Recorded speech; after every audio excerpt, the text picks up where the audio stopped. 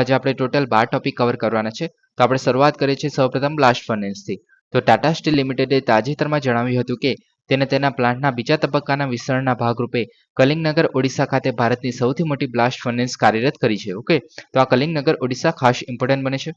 હવે બ્લાસ્ટ ફર્નેસની જ્યારે વાત કરીએ છીએ તો એની વ્યાખ્યા શું છે? તો કે એક વર્ટિકલ શાફ્ટ ફર્નેસ છે કે જેના ઉપરના ભાગમાં ધાતુના અયસ્ક, કોક અને ફ્લક્સના મિશ્રણ સાથે તળિયાના દબાણ હેઠળ દાખલ કરેલી જે હવાના પ્રવાહને પ્રતિક્રિયા આપીને પ્રવાહી ધાતુ ઉત્પન્ન કરે છે. ઓકે, તો આ એક રીતેની વ્યાખ્યા પણ થઈ ગઈ અને પ્રોસિજર પણ થઈ ગઈ કે ધાતુનું અયસ્ક એટલે કે જે કાચી ધાતુ જોવા મળે છે એની સાથે આપણે કોક અને જે ફ્લક્સ મિશ્રણ એની સાથે આપણે ચૂનાનો પથ્થર નાખી શકીએ છીએ એઝ અ ફ્લક્સ તરીકે. એના વિશે આપણે વાત કરશું. ઓકે, ટોટલ ડિટેલમાં. હવે એના સાથે નીચેથી આપણે હવા દબાણ મતલબ દબાણ સાથે હવા આપણે નાખવાની હોય છે એની અંદર અને એ જે છે આપણને પ્રવાહી ધાતુ ઉત્પન્ન કરે છે. ઓકે, હવે આપણે ટોટલ એના વિશે વાત કરીએ તો આપણે જે બ્લાસ્ટ ફર્નેસ છે આવું કંઈ દેખાય છે. ઓકે, અને આ જે છે બકેટ કહેવામાં આવે છે. ઓકે, આને હવે બ્લાસ્ટ ફર્નેસની જ્યારે વાત કરીએ છીએ તો એના પહેલા આપણે આયર્ન ઓરની વાત કરીએ કે આપણે જે કાચી ધાતુ છે લોખંડ માટેની એ કઈ કઈ હોય છે. ઓકે, તો કઈ કઈ છે તો કે મેગ્નેટાઇટ છે Fe3O4 છે, હિમેટાઇટ Fe2O3 અને લિમોનાઇટ જે FeOH NH2O. ઓકે, તો આ જે છે એના ફોર્મ્યુલા છે. ઓકે, તો આ ત્રણ જે ધાતુઓ છે કાચી ધાતુ જોવા મળે છે લોખંડ માટેની વાત કરીએ છીએ ત્યારે. ઓકે, હવે વર્ણનની વાત કરીએ તો મેગ્નેટાઇટ જે છે સૌથી ધનાઢ્ય એટલે કે આયનોમાંથી એક છે જેનો ઉપયોગ સ્ટીલના ઉત્પાદનમાં થાય છે એટલે કે 72% જે છે આયન આની અંદર હોય છે. ઓકે, હિમેટાઇટની જ્યારે વાત કરીએ તો 70% જોવા મળે છે અને લિમોનાઇટની જ્યારે વાત કરીએ તો એની પાસે 60% જેટલું લોખંડ રહેલું છે કાચા ધાતુની અંદર. ઓકે, લોખંડની વાત કરવામાં આવે છે. ઓકે, હવે આ જે છે આપણે હેમેટાઇટ જે છે આપણે સૌથી વધારે યુઝ કરીએ છીએ કેમ કે આપણા ભારતમાં વધારે મળે છે. ઓકે, જે ઓડિશા જે છે ઉત્પાદનમાં સૌથી વધારે આગળ છે, ત્યારબાદ છત્તીસગઢ, કર્ણાટક અને ઝારખંડ આવે છે. ઓકે, હવે ઉચ્ચ આયનની સામગ્રી અને વિપુલતાને કારણે વ્યાપકપણે ઉપયોગમાં લેવાય છે. જે હેમેટાઇટ છે એનો ઉપયોગ વધારે થાય છે.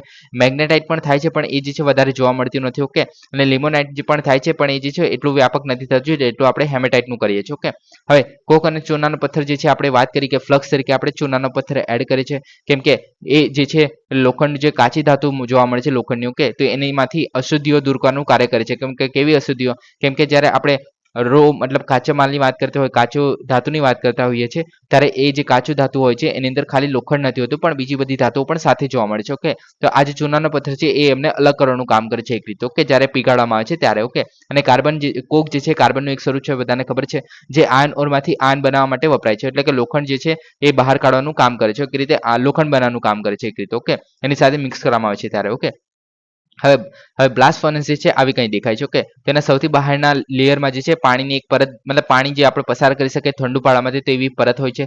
ત્યારબાદ જે આયનની પરત હોય છે એટલે કે લોખંડની જે છે શીટ દ્વારા એ ઢાંકેલો હોય છે અને એની અંદરના સૌથી અંદરના લેયરમાં આપણે ઈંટો જોવા મળે છે. ઓકે, જેથી આપણે જે ટેમ્પરેચર છે એ લોસ્ટ નથી જે વાતાવરણમાં એને કારણે. ઓકે, અને જે આપણે મતલબ હવે તમને ખબર છે કે જ્યારે આપણે લોખંડ બનાવવું છે લોખંડ આપણે બનાવવું છે કાચી ધાતુમાંથી. ઓકે, તો આપણે જે છે એને 1500 ડિગ્રી સેલ્સિયસ સુધી પણ લઈ જવું પડી શકે છે કેમ કે આપણે મેલ્ટિંગ પોઈન્ટની વાત કરીએ છીએ આપણે જ્યારે ઓગાળાની વાત કરીએ છીએ લોખંડની તો એટલું ટેમ્પરેચર જોવા મળે છે એને કારણે. ઓકે, હવે એના માળખાની વાત કરીએ એટલે કે જે આપણો જે બ્લાસ્ટ ફર્નેસ છે જે આપણે અત્યારે જોયું. ઓકે, તો આની વાત કરીએ તો એના માળખાની વાત કરીએ સૌપ્રથમ તો આગ પ્રતિરોધક અને પ્રત્યાવર્ધક સામગ્રી સાથે પાકો હોય છે એટલે કે ઈંટો આપણે યુઝ કરી લેવું છે એની અંદર. ઓકે, દિવાલો જે છે 300 ડિગ્રી સેલ્સિયસથી વધુ તાપમાન સુધી પહોંચવા માટે યુઝ કરી શકાય છે. ઓકે, અને આધાર જે છે સમગ્ર માળખું બાહ્ય સ્ટીલ ફ્રેમ દ્વારા સપોર્ટેડ હોય છે. ઓકે, હવે કાર્યની વાત કરીએ તો પ્રાથમિક ઉપયોગ જે છે એ સ્ટીલના અનુગામી પ્રક્રિયા માટે એટલે કે આયન ઓરમાંથી એટલે કે આયનની જે લોખંડની જે કાચી ધાતુ જોવા મળે છે એમાંથી પીગ આયન ઉત્પાદન કરવાનું કામ કરે છે એટલે કે આપણે જે લોખંડમાંથી આપણે કાચી ધાતુમાંથી જે લોખંડ મળે છે તેને આપણે પીગ આયન કહે છે કેમ કે એની અંદર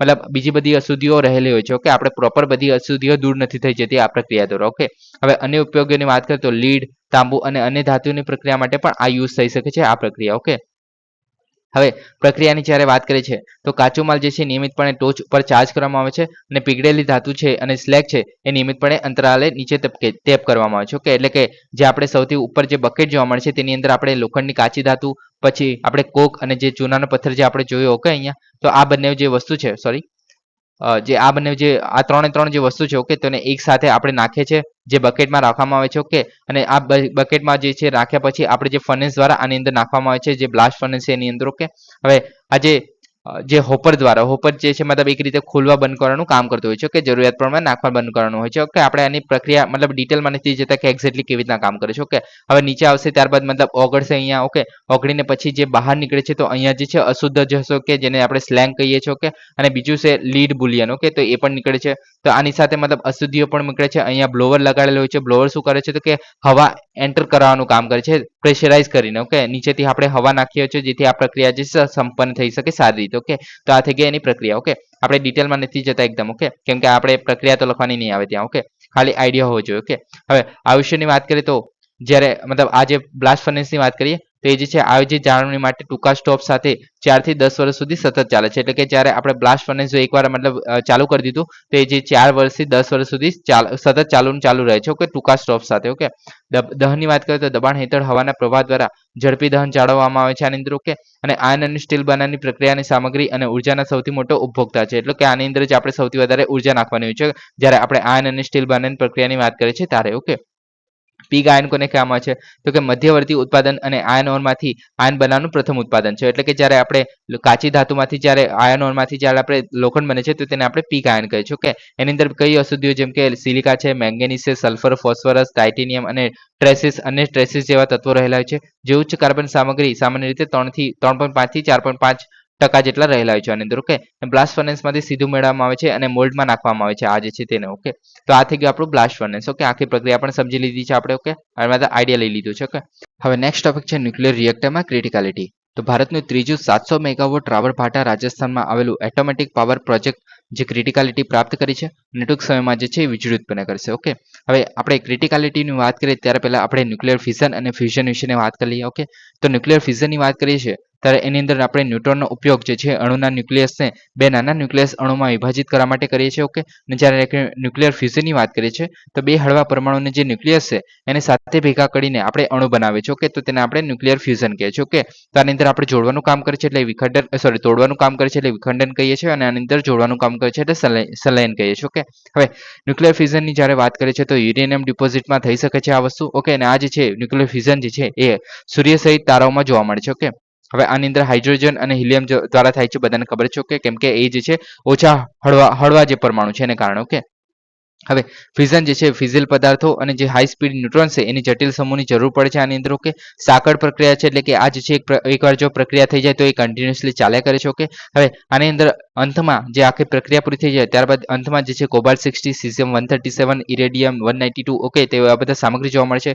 પછી આ જે પરમાણુ ઇંધણ છે એની તરીકે આપણે યુરેનિયમ જોઈએ છે. ઓકે, યુરેનિયમનો યુઝ કરીએ છીએ આપણે ફિઝન પ્રક્રિયામાં જે બે અણુઓની વિભાજન કરવા માટે ઓછી ઉર્જાની જરૂર પડે છે. ઓકે, અને ઓછા ચાલુ ઓપરેશન ખર્ચ અને ફ્યુઝન કરતા ઓછો ખર્ચ અસરકારક છે. એને કારણે આપણે જે ફિઝન પ્રક્રિયા જે છે મોસ્ટલી યુઝ કરતા હોય છે. ઓકે, હવે જ્યારે આપણે ફિઝન પ્રક્રિયાની જે આપણે ટોટલ આપણે પ્રોસેસની વાત કરીએ છીએ. ઓકે, તો પ્રોસેસમાં આપણે યુરેનિયમનો યુઝ કરીએ છીએ. પછી યુરેનિયમને આપણે એકવાર ન્યુટ્રોનનો મારો કરવામાં આવે છે જેથી યુરેનિયમ જે છે એક રીતે ચાલુ થઈ જાય કે પ્રતિક્રિયા મતલબ ચેન રિએક્શન જે ચાલુ થઈ જાય. ઓકે, એટલે કે આની અંદર શું થાય છે કે જે એક યુરેનિયમ છે. ઓકે, તો એના પર જે છે આપણે ન્યુટ્રોનનો મારો કરવામાં આવે છે. ઓકે, તો આ જે એક ન્યુટ્રોન આવ્યું. ઓકે, હવે આ ન્યુટ્રોન જે છે એ બીજા બે અંદર જે ન્યુટ્રોન રહેલા છે તે બીજા બે મતલબ આ પહેલેથી અનસ્ટેબલ જ કહેવામાં આવે છે જે યુરેનિયમ છે ને. ઓકે, તો એ જે છે બીજા બે ન્યુટ્રોન છૂટા પડશે. ઓકે, આ જે બે ન્યુટ્રોન જે છૂટા પડ્યા એ બીજા કોઈ ન્યુટ્રોનને જે છે એ આવીને વાગશે. ઓકે, તો આની અંદરથી બીજા બે ન્યુટ્રોન છૂટા પડશે. ઓકે, તો આ જે છે આખી ચેન રિએક્શન એ ચાલુ થઈ જાય છે એક પછી એક. ઓકે, હવે ત્યાર પછી આપણે એને કંટ્રોલ કરવાની વાત આવે છે. ઓકે, તો હવે પહેલા તો આ મતલબ જે ન્યુટ્રોન જે છે આ પ્રોપર અથડાય એના માટે જે છે પહેલા તો મોડરેટર હોય છે. એટલે કે આપણે જે પ્રોપર એક પ્રકારનું લિક્વિડ હોય છે જેને આપણે મોડરેટર કહીએ છીએ. ઓકે, હવે મોડરેટર તરીકે આપણે જે રિએક્ટર જોવા મળે છે એની અંદર કોઈ પણ વસ્તુ હોઈ શકે છે જેમ કે બેરિલિયમ છે, ગ્રેફાઇટ ઓક્સાઇડ છે. ઓકે, તો એવું બધું આપણે હેવી વોટર છે તો એ જે મટીરિયલ જે છે એઝ અ મોડરેટર તરીકે યુઝ કરવામાં આવે છે. ઓકે, જે ન્યુટ્રોન છે એની ગતિ ધીમી પાડવા માટે જેથી આપણે જે એક ન્યુટ્રોન જે છે એ ઉત્પન્ન થયું છે તો એ બીજા યુરેનિયમના ઘટક સાથે અથડાય એના માટે. ઓકે, તો એના કારણે આપણે મોડરેટર યુઝ કરે છે અને ધીમું પાડવા માટે ન્યુટ્રોનની ગતિને ધીમી કરવા માટે. ઓકે, ત્યારબાદ છે કંટ્રોલ લોડ્સ. ઓકે, હવે ધારો કે આપણે જે એકવાર જો ચેન રિએક્શન તો શરૂ થઈ ગઈ છે. ઓકે, હવે આ રીતે કન્ટિન્યુઅસલી ઉત્પન્ન થવાના છે. એક ન્યુટ્રોન અથડાશે અને બીજો યુરેનિયમને અથડાશે અને બીજા બે ન્યુટ્રોન્સ ઉભા કરશે. ઓકે, તો આ તમે ખાલી એક્ઝામ્પલ આપી રહ્યું છે કે બે ન્યુટ્રોન ઉભા કરશે. હવે ટોટલી કેટલા થશે એ પ્રક્રિયામાં. ઓકે, તો એક રીતે હવે એની પ્રક્રિયાને આપણે કંટ્રોલ કરવા માટે કંટ્રોલ લોડ્સ હોય છે. ઓકે,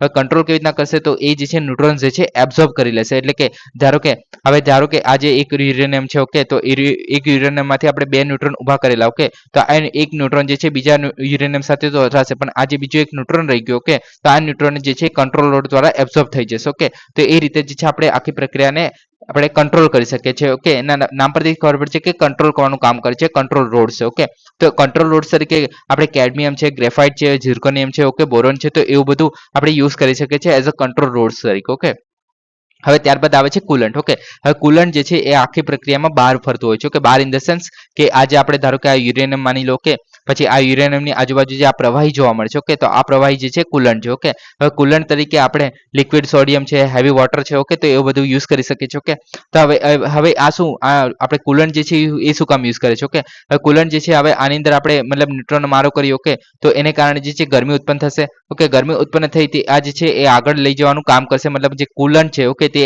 આ ગરમીને આગળ લઈ જવાનું કામ કરશે. ઓકે, હવે આ જે છે સ્ટીમ જનરેટર છે. ઓકે, સ્ટીમ જનરેશનમાં શું થશે તો કે અહીંયા જે છે આ પાણી જે મોડરેટર છે તે અહીંયા આવશે. ઓકે, અને બીજું જે છે પાણી અહીંયા આવશે. ઓકે, તો આ જે છે એક રીતે આપણે હીટ એક્સચેન્જર જેવું કામ કરે છે. ઓકે, તો એ જે છે પાણી સાથે હીટ મતલબ જે આપણે અત્યારે જે આપણે ગરમી ઉત્પન્ન કરી અહીંયાથી, ઓકે, તો એ જે છે અહીંયા સુધી લાવવાનું કામ કરશે જે મોડરેટર છે તે. ઓકે, અને આ જે ગરમી છે એ વોટરને આપી દેશે, પાણીને આપી દેશે, અને એ પાણી જે છે પછી આગળ જે સ્ટીમ જનરેટર કે આપણે જે વરાળ બની હશે તેને આગળ લઈ જવાનું કામ કરશે. અને આ જે આપણે વરાળ છે, ઓકે, તે જે છે ટર્બાઇનમાં યુઝ કરે છે, ટર્બાઇનને ફરાવવા માટે યુઝ કરશું અને પછી આપણે વીજળી ઉત્પન્ન કરશું. તો આ જે છે આખી પ્રક્રિયાની. ઓકે, અને આ જે મોડરેટર વાળું પાણી છે એ જે અહીંયા ઠંડુ પડી ગયું હશે હવે. ઓકે, હવે ઠંડુ પડેલું જે પાણી જે છે અથવા તો આપણે જે મોડરેટર છે, ઓકે, તો એ જે છે આપણે કુલન્ટ જે છે આપણે ફરીથી આપણે ઇન્જેક્ટ કરવામાં આવે છે આની અંદર. ઓકે, અને એ સેમ પ્રક્રિયા આખી કન્ટિન્યુઅસલી આ ગોળ ગોળ પાણી જે કુલન્ટ છે ફરશે. ઓકે, તો આ રીતે જે છે આખી પ્રક્રિયા કામ કરતી હોય છે. ઓકે, તો આ ઘણી ઇમ્પોર્ટન્ટ પ્રક્રિયા છે, બધાને યાદ રહેવી જોઈએ. ઓકે,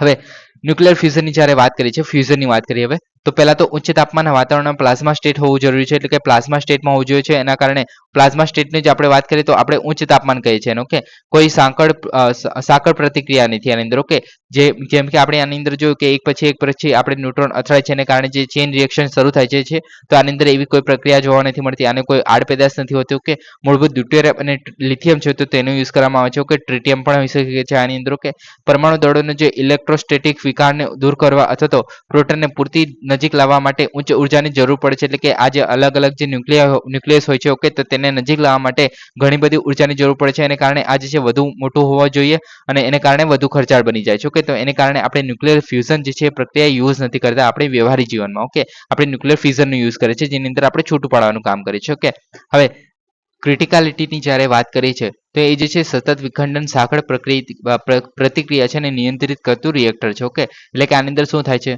તો કે આપણે યુરેનિયમ જે ઘટક જોયો, ઓકે, તો એની અંદર આપણે ન્યુટ્રોનનો મારો કર્યો. ઓકે, અને ન્યુટ્રોનના મારા દ્વારા બીજા બે ન્યુટ્રોન ઉત્પન્ન થયા છે. ઓકે, એમાંથી આપણે માની લઈએ કે એક ન્યુટ્રોન જે છે એ કંટ્રોલ રોડ જે છે એની અંદર શોષાઈ જાય છે. ઓકે, અને બીજું ન્યુટ્રોન જે છે બીજા મતલબ અથડાશે અને બીજા બે ન્યુટ્રોન ઉત્પન્ન કરશે. ઓકે, તો આ જે પ્રક્રિયા છે એ ક્યાં સુધી ચલાવવાની છે? ઓકે, આપણે કોઈ તો લિમિટ સેટ કરવી પડે ને એને આપણે રોકવા માટે. ઓકે, તો એ જે લિમિટ સેટ કરવાની જે આપણે પ્રતિક્રિયા છે કે આપણે જેટલું ડિઝાયર છે, ઓકે, ધારો કે આપણે જ્યારે રિએક્ટરની જ્યારે વાત કરીએ છીએ એ જે છે 700 થી 900 ડિગ્રીના ડિગ્રી સેલ્સિયસ વચ્ચે કામ કરતો હોય છે. ઓકે, તો આપણે એ ટેમ્પરેચર કરતાં વધી અથવા તો ઘટી ના જાય તો એના માટેનું કામ કરવાનું હોય છે. ઓકે, તો એ જે છે આપણે એક વખત 700 ડિગ્રી સેલ્સિયસ સુધી આપણે પહોંચી ગયા છે તો આપણે જે છે કંટ્રોલ લોડ દ્વારા જે ન્યુટ્રોન જે છે વધારે પડતા ઉત્પન્ન થવા માંડ્યા હોય, કે તો એને જે છે આપણે કંટ્રોલ કરવાનું કામ કરીએ છીએ. ઓકે, તો એ જે છે એક રીતે ક્રિટિકાલિટી અચીવ થઈ ગઈ એવું કહેવામાં આવે છે કે આપણે જેટલી આપણે ડિઝાયર ટેમ્પરેચર છે એ પહોંચી ગયા છે એ લેવલ પર. હવે એ જે છે એનો આપણે યુઝ જે છે આપણે વીજળી ઉત્પન્ન કરવા માટે કરી શકાય છે, તો એના કહેવામાં આવે છે ક્રિટિકાલિટી. ઓકે, હવે આમાં લખેલું છે કે દરેક વિખંડન ઘટના ચાલુ પ્રતિક્રિયાને જાળવી રાખવા માટે પૂરતા ન્યુટ્રોનને છોડે છે. ઓકે, ફ્યુઅલ સળિયાના સિસ્ટમને સ્થિર રાખીને સતત સંખ્યાબંધ ન્યુટ્રોન જે છે ઉત્પન્ન કરે છે અને ગુમાવે છે. ઓકે, ન્યુટ્રોન ઉત્પાદન જે છે વિવિધતાઓને નિયંત્રિત કરવા માટે સ્વચાલિત અને મેન્યુઅલ પ્રક્રિયા છે. ઓકે, એટલે કે આ જે છે એક રીતે સ્વયં સંચાલિત થઈ જશે આપણે એકવાર ચાલુ કરી દઈએ છીએ ત્યારબાદ. ઓકે, હવે ન્યુટ્રોન નંબર ધીમે ધીમે નિયંત્રિત રીતે વધ્યા કરે છે. ઓકે, ક્રિટિકાલિટીને નિયંત્રણ કરવા માટે. ઓકે, ત્યારબાદ કેડમિયમ, બોરોન અથવા તો જે હેફનિયમ છે, ઓકે, તેવા ન્યુટ્રોન શોષક જે તત્વોમાંથી બનાવવામાં આવેલા જે નિયંત્રિત સળિયા હોય છે, કંટ્રોલ રોડ જે આપણે કહીએ છીએ, ઓકે, તો એ જે છે આપણે કોરમાં નીચું કરવામાં આવે તો વધુ ન્યુટ્રોન શોષાય છે અને જો બહાર કરવામાં આવે છે તો ન્યુટ્રોન જે છે ઉત્પાદન શક્તિ વધી જાય છે. એટલે કે આપણે જે કંટ્રોલ રોડ છે આપણે અંદર નાખશું તો એ જે છે વધારે ન્યુટ્રોન શોષશે અને બહાર કાઢશું તો એ જે છે ઓછા ન્યુટ્રોન શોષશે, તો એ રીતે. ઓકે, તો આ રીતે જે છે અને માલ ફંક્શનિંગ હેન્ડલ એટલે કે ટેકનિશિયન પ્રતિક્રિયાને બંધ કરવા માટે દૂરથી નિયંત્રિત સળિયાને ભૂસકો કરી શકે છે. એટલે કે આપણે જે છે એ દૂરથી પણ કંટ્રોલ કરી શકાય છે આ વસ્તુનો. ઓકે, હવે આગળ વાત કરીએ. હવે સુપર ક્રિટિકાલિટીની જ્યારે વાત કરીએ છીએ તો જે સ્ટાર્ટઅપ વખતે જરૂર કરતાં વધુ ન્યુટ્રોન ઉત્પન્ન કરવામાં આવે છે. ઓકે, એટલે કે જ્યારે આપણે શરૂઆત કરીએ છીએ તો આપણે તો હજુ ટેમ્પરેચર રીચ જ નથી થયું, જેટલું તાપમાનની જરૂર છે એટલું થયું જ નથી. ઓકે, તો એને કારણે જે છે આપણે વધારે પડતા ન્યુટ્રોન છોડવા દઈએ છીએ. ઓકે, તો એ જે છે વધારે ને વધારે ન્યુટ્રોન ઉત્પન્ન થતા રહેશે અને તાપમાન જે છે વધારે ને વધારે વધતું રહેશે. ઓકે, તેથી આપણે જે જરૂરી જે તાપમાન છે ત્યાં સુધી પહોંચી જાય એને માટે. ઓકે, હવે ન્યુટ્રોન વસ્તી અને પાવર ઉત્પાદનમાં વધારો કરે છે અને એકવાર ઈચ્છિત જે શક્તિ પહોંચી જાય પછી ક્રિટિકાલિટી જાળવવા અને ગોઠવણો કરવામાં આવે છે. એટલે કે આપણે એકવાર ક્રિટિકાલિટી મતલબ અચીવ થઈ ગયું કે ત્યારબાદ આપણે જે નિયંત્રિત સળિયા છે તેનો ઉપયોગ કરીને આપણે આખી પ્રક્રિયાને કંટ્રોલ કરતા હોઈએ છીએ. ઓકે, તો આ થઈ ગયું આપણું જે ક્રિટિકાલિટી અને સુપર ક્રિટિકાલિટી. ઓકે, હવે આગળ જે બરહાલ ન્યુક્લિયર એનર્જી પ્લાન્ટ બનાવવામાં આવે છે તો કઈ જગ્યાએ છે તો કે આરબ આર્મિસ છે તે આરબ વિશ્વના પ્રથમ પરમાણુ પાવર પ્લાન્ટ છે અને બરાહાક ન્યુક્લિયર એનર્જી પ્લાન્ટને સફળતાપૂર્વક પૂર્ણ કર્યું છે. ઓકે, હવે આના વિશે વાત કરીએ તો યુએઈના જે અમીરાતની અંદર અલ દફરા જે છે ત્યાં આવેલું છે. ઓકે, રૂવાઈ શહેરથી દક્ષિણ પશ્ચિમમાં લગભગ 53 કિલોમીટર અરેબી ગલ્ફ છે ત્યાં સ્થિત છે. ઓકે, મહત્વની વાત કરીએ તો અરબ વિશ્વમાં પ્રથમ અણુ ઉર્જા પ્લાન્ટ છે. તો આ ખાસ યાદ રાખવું કે અરબ વિશ્વનો આ પ્રથમ ઉર્જા અણુ પ્લાન્ટ છે. ઓકે, તો આ ઇમ્પોર્ટન્ટ બને છે એને કારણે. ઓકે, બાંધકામ શરૂ થયેલું જુલાઈ 2012માં. ઓકે, અને ઓપરેશન જે શરૂ થયું 2020માં અને તેના 4 રિએક્ટરમાંથી પ્રથમ સેવામાં આવશે. ઓકે, હવે એના વિશે વાત કરીએ આગળ તો 4 પરમાણુ રિએક્ટર જોવા મળે છે આની અંદર. ઓકે, વાર્ષિક 21 મિલિયન ટન કાર્બન ઉત્સર્જનને ઘટાડશે અને વાર્ષિક 40 ટેરાવોક જે પ્રતિ કલાક જે છે વીજળીનું ઉત્પાદન કરશે. ઓકે, હવે યુએઈ જે છે એની વીજ જરૂરિયાતને 25% સુધી પૂરી પાડવાની અપેક્ષા છે અને જે ન્યુઝીલેન્ડના વાર્ષિક વપરાશથી લગભગ સમકક્ષ છે. ઓકે, હવે આની અંદર ટોટલ 3 કંપનીનો સમાવેશ થાય છે જેમાં અબુધાબી નેશનલ ઓઇલ કંપની છે, અમીરાત સ્ટીલ છે અને અમીરાત વૈશ્વિક એલ્યુમિનિયમ. ઓકે, તો આટલી કંપની જોવા મળે છે આની અંદર. ઓકે, હવે સિંધુ જળ સંધિ વિશે વાત કરીએ તો જાન્યુઆરી 2023માં ભારતે પાકિસ્તાનની સિંધુ જળ સંધિ એટલે કે ઇન્ડસ વોટર ટ્રીટીની સમીક્ષા અને સંશોધિત કરવા માટે નવી નોટિસ મોકલી છે. આ સૂચવે છે કે ભારત જે છે 64 વર્ષ જૂની સંધિ પરના ફરીથી વાટાઘાટો કરવા માંગે છે અને ઇન્ડસ વોટર ટ્રીટીની કલમ જે 12 છે એને 3 જે બે સરકારો વચ્ચે બહાલી આપેલ કરાર દ્વારા ફેરફારોને મંજૂરી આપે છે. ઓકે, હવે ઇન્ડસ વોટર ટ્રીટી વિશે વાત કરીએ તો ભારત અને પાકિસ્તાન વચ્ચે જળ વિતરણ સંધિ છે. ઓકે, અને વિશ્વ બેંક દ્વારા આની મધ્યસ્થી કરવામાં આવેલી. કે નદીની ફાળવણીની વાત કરીએ તો ભારત પાસે રવિ, સતલજ અને બિયાસ છે અને પાકિસ્તાન પાસે સિંધુ, ઝેલમ અને ચિનાબ છે. ઓકે, અધિકારો અને જવાબદારીની જ્યારે વાત કરીએ તો ભારતની ફરજો જ મળે છે. જેમ કે આપણે જે ઇન્ડિયામાંથી જ્યારે પાકિસ્તાનમાં જે નદી વહેતી હોય છે. ઓકે, તો તેને શું ધ્યાન રાખવાનું છે. ઓકે, તો પાણીને મંજૂરી આપવી જોઈએ. એટલે કે પશ્ચિમી જે નદીઓ છે એ પ્રવાહ અમુક ઉપભોક્તા ઉપયોગ સિવાય આપણે જે બાકીનો જે પ્રવાહ છે એ આપણે એમને એમ વહેવા જઈએ છીએ. ઓકે, એટલે કે પાકિસ્તાનને જે મળેલી જે પશ્ચિમી નદીઓ છે જેમ કે અહીંયા આપણે સિંધુ નદી થઈ ગયો, કે પછી ઝેલમ નદી થઈ ગયો, કે રવિ નદી થઈ ગયો. ઓકે, તો આ બધી જે છે આપણે બિયાસ જે નદી થઈ ગઈ, સતલજ થઈ ગઈ, ઓકે, રવિ થઈ ગઈ. તો આ જે 3 નદી પર જે છે એ વહેતી હોય છે. ઓકે, તો આ જે છે એના પર આપણે ઇન્ડિયાના જે મતલબ ઇન્ડિયાએ જે છે વધારે પડતું આપણે એ નથી કરવાનું. ઓકે, પાણી જે છે મુક્તપણે વહેવા જવાનું છે. ઓકે, હવે સ્ટોરેજ બનાવી શકે છે. ઓકે, તો આની પર જે પશ્ચિમી નદીઓ છે જેના પર 3.6 મિલિયન એકર ફીટ સુધીની સુવિધાઓ છે હજી સુધી એ કરવામાં નથી આવી પણ ઓકે હાથ ધરવાની મંજૂરી આપે છે. જેમ કે પશ્ચિમી નદીઓ છે એના પર run of the river project જે છે ચોક્કસ માપદંડોને આધીન છે. ઓકે, એટલે કે એવી કોઈ ડિઝાઇન આપણે મતલબ એવા કોઈ પ્રોજેક્ટ બનાવી શકાય છે જેથી આપણે વીજળી ઉત્પન્ન કરી શકીએ. જેમ કે હાઇડ્રો ઇલેક્ટ્રિક પ્રોજેક્ટ છે બનાવી શકે છે આની ઉપર. ઓકે, પણ એમનો જે પ્રવાહ જે છે નદીઓનો જે પ્રવાહ છે એના પર વધારે કોઈ ફરક ના થવો જોઈએ એવો આપણે પ્રોજેક્ટ બનાવી શકીએ છીએ. ઓકે, અને એવો કોઈ પ્રોજેક્ટ બનાવવામાં આવે છે તો એ વસ્તુની પાકિસ્તાને જાણ પણ કરવાની રહેવી છે. ઓકે, તો આ થઈ ગયું. ઓકે, પાણીની ફાળવણીની જ્યારે વાત કરીએ તો 6 નદી જે છે સિંધુ પ્રણાલીના સમગ્ર પાણીનો આશરે 80% જે હિસ્સો છે એ પાકિસ્તાનને જાય છે અને ભારત પાસે ફક્ત 19.48% જેટલો જ હિસ્સો છે. ઓકે, વિવાદ નિવારણની પદ્ધતિની વાત કરીએ તો કલમ જે 9 છે એ સિંધુ જળ પરના પ્રોજેક્ટના સંબંધિત વિવાદોને ઉકેલ માટે 3 સ્તરીય મિકેનિઝમ પ્રદાન કરે છે. ઓકે, હવે મિકેનિઝમમાં પ્રથમ સ્તર શું છે તો કે પક્ષો જે છે સિંધુ નદી પર આયોજિત પ્રોજેક્ટને એકબીજાને જાણ કરવી જોઈએ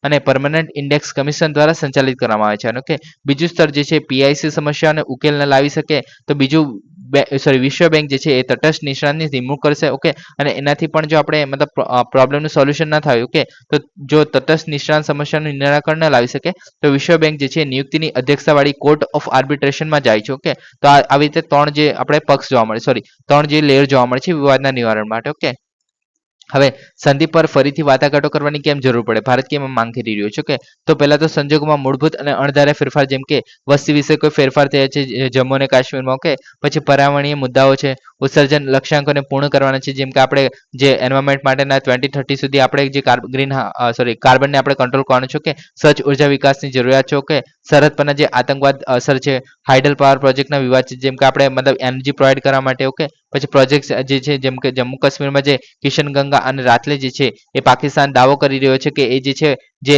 IWT એટલે કે ઇન્ડસ વોટર ટ્રીટીનું ઉલ્લંઘન કરી રહ્યું છે, એવું કહેવામાં આવી રહ્યું છે પાકિસ્તાન દ્વારા. ઓકે, અને આ જે છે પ્રોજેક્ટનો પ્રકાર કેવો છે તો રન ઓફ ધ રિવર એટલે કે જે આપણે મતલબ વહેતું જે પાણી છે એને કોઈ રોકવાનું નથી આની અંદર. ઓકે, નદીના પ્રવાહને અવરોધ્યા વિના વીજળી ઉત્પન્ન કરવામાં આવે છે આ પ્રોજેક્ટની અંદર, જે કિશનગંગા અને રાતલે જે છે તેની અંદર. ઓકે, આ થઈ ગયા આપણે સિંધુ વોટર ટ્રીટી. ઓકે, હવે નેક્સ્ટ વાત કરીએ fast track immigration trusted traveller programme. Okay, તો આ જે છે કેન્દ્રીય ગૃહ મંત્રાલય એ જે છે specialise fast track immigration trusted travel પ્રોગ્રામને દેશના 20 અન્ય એરપોર્ટ પર વિસ્તરણ કરવાનો નિર્ણય લીધો છે. ઓકે, હવે પહેલા તો ઇમિગ્રન્ટ્સ કોને કહેવામાં આવે? ઓકે, તો ઇમિગ્રન્ટ્સ એટલે કે જ્યારે તમે આપણે ભારતમાંથી બીજા કોઈ દેશમાં ફરવા માટે જાઓ અથવા તો રહેવા માટે જાઓ અથવા કોઈ સ્ટુડન્ટ તરીકે જાઓ તો તમને ઇમિગ્રન્ટ્સ કહેવામાં આવે છે. ઓકે, તો એને આપણે ઇમિગ્રન્ટ્સનો શબ્દનો મતલબ એ થાય છે. ઓકે, તો આમાં શું છે તો કે ફાસ્ટ ટ્રેક કરવાનું છે ઇમિગ્રેટનું ટ્રસ્ટેડ ટ્રાવેલ પ્રોગ્રામ, એટલે કે જે ઇમિગ્રન્ટ્સ એટલે કે જે લોકો છે તેમને આપણે ઇઝીલી આપણે પહેલા તો ફટાફટ આપણે મતલબ પ્રોપર આપણે એમને ગાઈડ કરી શકીએ, પ્લસ એમને જે ટ્રાવેલનો જે પ્રોગ્રામ છે એને આપણે ઝડપી બનાવી શકીએ. કે શોર્ટમાં તો એવું કહેવા માંગે છે. ઓકે, તો ઇમિગ્રેશનની જે ક્લિયરન્સ પ્રક્રિયા છે એને ઝડપી બનાવવાનું છે, એનો હેતુ છે. ઓકે, ભારતીય નાગરિકો હોય અથવા તો OCI કાર્ડ ધરાવતા જે વિદેશી નાગરિક હોય તો તેના માટે છે આ. ઓકે, પ્રથમ લોન્ચ જે છે દિલ્હીનું IGI ઇન્દિરા ગાંધી જે એરપોર્ટ છે ઓકે ત્યાં થયેલું છે. ઓકે, હવે સુવિધાની વાત કરીએ તો ઝડપી, સરળ અને સુરક્ષિત ઇમિગ્રેશન ક્લિયરન્સ સાથે આંતરરાષ્ટ્રીય ગતિશીલતા અને સુવિધા માટે છે આ. કે અને પૂર્વ મંજૂરી અને ઓછા જોખમીવાળા પ્રવાસીઓ માટે યુનાઇટેડ સ્ટેટના ગ્લોબલ એન્ટ્રી પ્રોગ્રામની જેમ જ છે. ઓકે, આ તો યુનાઇટેડ સ્ટેટ્સમાં આ વસ્તુ જોવા મળે છે તો એના જેવું છે. ઓકે, હવે આપણે થોડા ટાઈમ પહેલા એ પણ વાત કરી કે ફેસ રિકોગ્નિશન સિસ્ટમની જ્યારે મતલબ એ લગાડી દેવામાં આવશે, જેથી આપણે જે ઓછા જોખમવાળા પ્રવાસીઓ છે તેને આપણે ઇઝીલી આઈડેન્ટિફાઈ કરી શકીએ છીએ અને એમની જે સ્પીડ છે આપણે ડીજી યાત્રાની વાત કરી. ઓકે, તો તેની અંદર આપણે કીધેલું કે ફેશિયલ રિકોગ્નિશન સિસ્ટમને આપણે યુઝ કરશું, જેથી આપણે લોકોએ જે 2-3 કલાક જે રાહ જોવી પડે છે તે નહીં જોવું પડે. ઓકે, તો એવી પ્રક્રિયા પણ છે. ઓકે, હવે અમલીકરણની જ્યારે વાત કરીએ છીએ તો પહેલા તો આ જે છે ઓનલાઈન પોર્ટલ દ્વારા અમલમાં મૂકવામાં આવશે. ઓકે, અને આ જે નોડલ એજન્સી જે છે ઇમિગ્રેશન બ્યુરો છે એને હેન્ડલ કરવાનું કામ કરશે. ઓકે, નોંધણી પ્રક્રિયાની વાત કરીએ તો અરજદારોએ વિગતો, દસ્તાવેજો અને ઓનલાઈન નોંધણી કરવાની આવશ્યક છે, એટલે કે એમના જે દસ્તાવેજો સાથે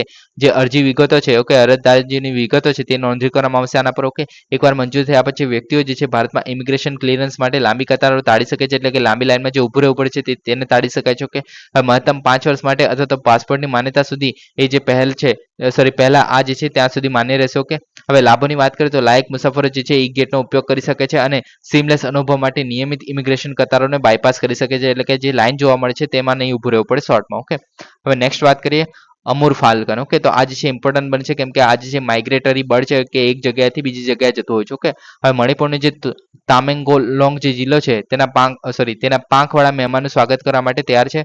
અમુર બાદ જે છે એ જિલ્લાના વહીવટી તંત્ર જે છે પક્ષીના શિકાર પકડવા, મારવા અને વેચવા પર પ્રતિબંધ લાદ્યો છે હાલમાં. ઓકે, તો આ જે છે ફાલ્કન છે એટલે કે ગીધ છે. ઓકે, હવે અમુર ફાલ્કનની જ્યારે વાત કરીએ છીએ તો ફાલ્કન પરિવારનો નાનો રાપ્ટર છે. ઓકે, અખુઈ પુઈના. ઓકે, તો આનું જે એનું સ્થાનિક નામ છે. ઓકે, મુખ્યત્વે મણિપુર અને નાગાલેન્ડમાં જોવા મળે છે. ઓકે, સંવર્ધન વિસ્તારની વાત કરીએ તો દક્ષિણ પૂર્વ સાયબેરિયા અને ઉત્તર ચીનમાં જોવા મળે છે. ઓકે, હવે સ્થળાંતરની વાત કરીએ તો દક્ષિણ પૂર્વ આફ્રિકાના જે શિયાળાના મોટા તોડાઓમાં લાંબા અંતર સુધી વહે છે. ઓકે, મતલબ ઉડે છે. ઓકે, ભારતમાંથી વન વે મુસાફરી કરીને લગભગ 20,000 કિલોમીટર સુધી વર્ષમાં 2 વાર આ જે કરે છે. ઓકે, માઇગ્રેશન કરે છે. ઓકે, હવે વન્યજીવ સંરક્ષણ અધિનિયમ 1972 હેઠળ અનુસૂચિ 4 છે એની અંદર સમાવિષ્ટ કરવામાં આવે છે એની અંદર. ઓકે, તેના માંસનો શિકાર કરવા પર અથવા તો રાખવા માટે 3 વર્ષ સુધીની કેદ કરી શકાય છે અથવા તો 25,000 સુધીની દંડ કરી શકાય છે અથવા તો બોન્ડ સાથે શિક્ષાપાત્ર બને છે. ઓકે, પહેલની જ્યારે વાત કરીએ છીએ તો 2018માં વન વિભાગે પક્ષીઓને તેમના સ્થળાંતર માર્ગનો અભ્યાસ કરવા માટે રેડિયો ટેકિંગ દ્વારા સંરક્ષણ કાર્યક્રમ શરૂ કરેલો. ઓકે, હવે આજે એની આપણે સ્થિતિની વાત કરીએ તો IUCN પ્રમાણે એ ઓછામાં ઓછી ચિંતા એટલે કે લિસ્ટ કન્સર્ન લિસ્ટમાં છે. ઓકે, તો આ થઈ ગયું આપણું અમુર ફાલ્કન. ઓકે, તો નાગાલેન્ડ અને મણિપુરમાં જોવા મળે છે. ઓકે, તો આને ખાસ યાદ રાખવાનું. ઓકે, વાલ્મીકી ટાઈગર રિઝર્વ જ્યારે વાત કરીએ છીએ તાજેતરમાં બિહારના પશ્ચિમ ચંપારણના જિલ્લાના વાલ્મીકી ટાઈગર રિઝર્વમાં એક ચિત્તો મૃત હાલતમાં મળી આવ્યો હતો. ઓકે, તો વાલ્મીકી ટાઈગર રિઝર્વ જે છે અહીંયા જોવા મળે છે ઓલમોસ્ટ નેપાળ સાથે જોડાયેલું છે. ઓકે, અને આ જે છે બિહારમાં આવેલું છે, તો ખાસ યાદ રાખવું. ઓકે, બિહારમાં આવેલું છે તમે જોઈ શકો છો. ઓકે, હવે આના વિશે વાત કરીએ તો વાલ્મીકી ટાઈગર રિઝર્વ છે એ ભારત નેપાળ સરહદ પર જોવા મળે છે. પશ્ચિમ ચંપારણ જિલ્લાના ઉત્તરીય ભાગ જે બિહાર છે ત્યાં જોવા મળે છે. અંદાજે 880 ચોરસ કિલોમીટર છે. બિહારમાં માત્ર વાઘ અનામત છે, એટલે કે એક એવું અનામત છે બિહારનું જેમાં વાઘ જોવા મળે છે. ઓકે, વાલ્મીકી રાષ્ટ્રીય ઉદ્યાન અને જંગલી અભયારણ્ય તરીકે ઓળખાય છે. અને ઓકે, ભારતમાં હિમાલયન તેરાઈના જિલ્લાના પૂર્વીય સીમા ગંગાના મેદાનનો જૈવિક ભૌગોલિક વિસ્તાર અને જે ભાભર અને જે તેરાઈ છે એ ટ્રેક્સનું મિશ્રણ છે. ઓકે, ઉત્તરમાં રોયલ ચિતવન નેશનલ પાર્ક જે નેપાળનું છે તે આવેલું છે. ઓકે, પશ્ચિમમાં ગંડક નદી વહે છે અને પૃષ્ઠભૂમિ જે છે હિમાલય પર્વતો જોવા મળે છે. ઓકે, હવે આપણે નદીઓની વાત કરીએ તો ગંડક છે, પંડાઈ છે, મનોર, હરહા, મસાન અને ભાપસા. તો આ જોવા મળે છે. તો મસાન અને ગંડક જે છે ઇમ્પોર્ટન્ટ નદી છે આની. ઓકે, ભેજયુક્ત મિશ્ર પાનખર જંગલો, ખુલ્લી જમીન વનસ્પતિ, ઉત્તર પૂર્વીય અર્ધ સદાબહાર રચના, તાજા પાણીનો સ્વયં, રેપિરિયન ફ્રિન્જ, કાપવાળા ઘાસના મેદાનો, હાઈ હિલ્સ, સવન્ના અને વેટલેન્ડ. તો આ બધું જોવા મળે છે અહીંયા. ઓકે, વનસ્પતિની જ્યારે વાત કરીએ તો સાલ, રોહિણી, સિયોર, સાગ, વાંસ, સેમલ, મંદાર, સીસમ વગેરે જોવા મળે છે. ઓકે, પ્રાણીમાં વાઘ જે છે જોવા મળે છે, ચિત્તો, માછીમારી, બિલાડી. ઓકે, તો આ બધું જોવા મળે છે. ઓકે, ત્યારબાદ વાત કરીએ એક્સરસાઇઝ આઈક્યા. ઓકે, તો તાજેતરમાં national disaster management authority NDMA છે અને ભારતીય સેનાના સધર્ન કમાન્ડના સહયોગથી એટલે કે સાઉથ વાળું કે સધર્ન કમાન્ડના સહયોગથી ચેન્નઈમાં આપત્તિ વ્યવસ્થાપન પર 2 દિવસીય રાષ્ટ્રીય પરિસંવાદ એક્સરસાઇઝ આઈક્યાનું આયોજન કર્યું હતું. ઓકે, હવે આઈક્યાનો જે અર્થ છે એ તમિલમાં એકતા એવું થાય છે. ઓકે, હવે ભારતના આપત્તિ વ્યવસ્થાપનના સમુદાયને એકીકૃત કરવાનો આનો હેતુ છે. ઓકે, હવે આ જે છે આપત્તિની તૈયારી અને પ્રતિભાવમાં ક્ષમતાઓનો વધારો કરે છે. ઓકે, એક સાથે લાવે છે જે સમગ્ર દ્વીપકલ્પ છે અને ભારતના મુખ્ય હિતધારકોને. ઓકે, કયા કયા છે તો આની અંદર તો કે તમિલનાડુ, કેરળ, કર્ણાટક, આંધ્રપ્રદેશ, તેલંગાણા અને પુડુચેરી. તો આટલા રાજ્યો છે આની અંદર જોવા મળશે સહભાગી તરીકે. ઓકે, આગળ વાત કરીએ તો આની અંદર કઈ કઈ સંસ્થાઓ સામેલ છે તો કે IMD ભારતીય હવામાન સંસ્થા છે, નેશનલ રિમોટ સેન્સિંગ સેન્ટર છે, Indian national centre for the ocean information services, central water commission, forest survey of India, geographical survey of India, telecommunication વિભાગ. તો આટલા બધા જોવા મળે છે. શેના માટે તો આ મોસ્ટલી જે છે આપણે સુનામી, ભૂસ્ખલન, પૂર, ચક્રવાત, ઔદ્યોગિક ઘટનાઓ, જંગલી આગ. તો આવું બધું જે જોવા મળે છે એના કારણે આ બધા ડિપાર્ટમેન્ટ હોવા જરૂરી જોવા બને છે આની અંદર. Okay, department in the sense સંસ્થા. ઓકે, પ્રવૃત્તિની વાત કરીએ તો સિમ્યુલેટેડ જે ભૂમિકાઓ છે અને જવાબદારી છે એનું પરીક્ષણ કરવા માટે સિમ્યુલેટ કટોકટીની પરિસ્થિતિઓ બનાવવામાં આવશે. કે સિમ્યુલેશન એટલે કે આપણે એક રીતે મતલબ કૃત્રિમ રીતે આવી પરિસ્થિતિ બનાવવામાં આવે કે એવી પરિસ્થિતિમાં આપણે કેવી રીતે કામ કરવું એના માટે. ઓકે, પ્રોત્સાહન જોઈએ તો આપત્તિ રાહતમાં તકનીકો અને વલણો પર ચર્ચાઓ કરવી, સમીક્ષા કરેલ એટલે કે તાજેતરની કામગીરીમાં પાઠ અને જે તાજેતરની ઘટનાઓ જે તમિલનાડુ, વાયનાડ અને આંધ્રપ્રદેશમાં જોવા મળે છે જેમ કે લેન્ડસ્લાઇડની મોસ્ટલી ઘટના જોવા મળતી હોય છે, ચક્રવાતની પણ જોવા મળતી હોય છે. તો એના માટે ડ્રીલ પણ ચાલુ હોય છે. ઓકે, હવે નેક્સ્ટ વાત કરે છે ઇન્સ્પાયર માનક પ્રોગ્રામ. ઓકે, તો તાજેતરમાં નવી દિલ્હીમાં ઇન્સ્પાયર માનક જે વિજેતાઓ છે એના સન્માન સમારોહનું 11મું રાષ્ટ્રીય સ્તરનું પ્રદર્શન અને પ્રોજેક્ટ સ્પર્ધા જે છે એ યોજવામાં આવેલું. ઓકે, તો આના વિશે વાત કરીએ તો હવે આટલું બધું ઇમ્પોર્ટન્ટ નથી આ. ઓકે, પણ છે તો આપણે જોઈ લઈએ. ઓકે, રાષ્ટ્રીય આકાંક્ષા અને જ્ઞાન વધારા મિલિયન માઇન્ડ્સ. ઓકે, તો આ જે છે વિજ્ઞાન અને ટેકનોલોજી વિભાગ દ્વારા ચલાવવામાં આવે છે. ઓકે, શાળાના વિદ્યાર્થીઓના વિચાર અને નવીનતાને પોષવા માટે. ઓકે, વિદ્યાર્થીઓના વિજ્ઞાન અને સંશોધનમાં કારકિર્દી બનાવવા માટે પ્રેરિત છે. ઓકે, અમલીકરણ તો આપણે department of science and tech છે એના દ્વારા અને નેશનલ ઇનોવેશન ફાઉન્ડેશન છે